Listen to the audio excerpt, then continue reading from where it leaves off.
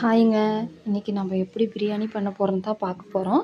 இன்றைக்கி நான் பண்ண பிரியாணி இது. ஃபஸ்ட் டைம் நான் பண்ணியிருக்கேன் இந்த பிரியாணி. எனக்கு சூப்பராக வந்திருந்துச்சு. நல்லா உதிரி உதிரியாக வந்திருந்துச்சு. நான் பாருங்கள், ஃபுல்லாக பாருங்கள் எப்படி பண்ணுறோன்னு பாருங்கள். ஒரு குக்கர் வச்சுட்டு அதில் 2 டீஸ்பூன் ஆயில் ஊற்றிட்டு, அப்புறம் ஒரு 1 டீஸ்பூன் நெய் ஊற்றணும். நெய் ஊற்றிட்டு தக்காளி, வெங்காயம், கொத்தமல்லிலாம் வச்சுருக்கேன். ஃபஸ்ட்டு வெங்காயத்தை நல்லா போட்டு கலர் மாற அளவுக்கு நல்லா வணக்கணும்.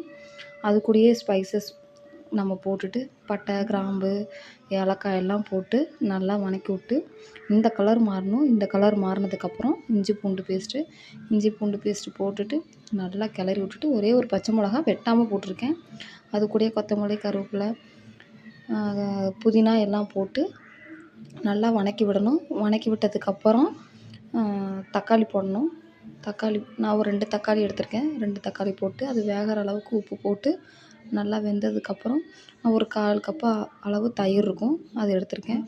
அதையும் போட்டு நல்லா மிக்ஸ் பண்ணதுக்கப்புறம் மசாலா சேர்த்துக்கலாம். நான் சிக்கன் பொடி போட்டு பிரியாணி பேஸ்ட் இருக்குது, அந்த பேஸ்ட்டு போட்டுட்டு நல்லா கிளறினதுக்கப்புறம் நம்ம சிக்கன் எடுத்து வச்சுருக்கோம். நான் ஒரு 1/2 கிலோ சிக்கன் எடுத்து வச்சுருக்கேன். அந்த 1/2 கிலோ சிக்கனை அதிலே போட்டு நல்லா உப்பு போட்டு நல்லா கிளறி விட்டோம்னா அதுலேருந்தே தண்ணி வரும். அதுக்கப்புறம் நம்ம அரிசிக்கு ஏற்றாப்புல தண்ணி ஊற்றிட்டு நம்ம அரிசியை போட்டுடலாம். நான் 1 டம்ளர் அரிசி எடுத்திருக்கேன், 2 டம்ளர் தண்ணி ஊற்றிருக்கேன்.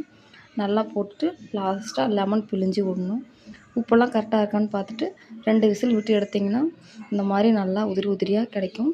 எனக்கு குலையவே இல்லை, சூப்பராக கிடச்சிருந்துச்சி. நான் ஃபஸ்ட் டைம் ட்ரை பண்ணுறேன். எனக்கு சூப்பராக கிடச்சிருந்துச்சி. நீங்களும் இதே மாதிரி ட்ரை பண்ணி பாருங்கள். நாங்கள் இதுக்கு குழம்பு என்ன வச்சோன்னா, குழம்புலாம் எதுவுமே வைக்கல, ரைத்தா தான் வச்சு சாப்பிட்டோம்.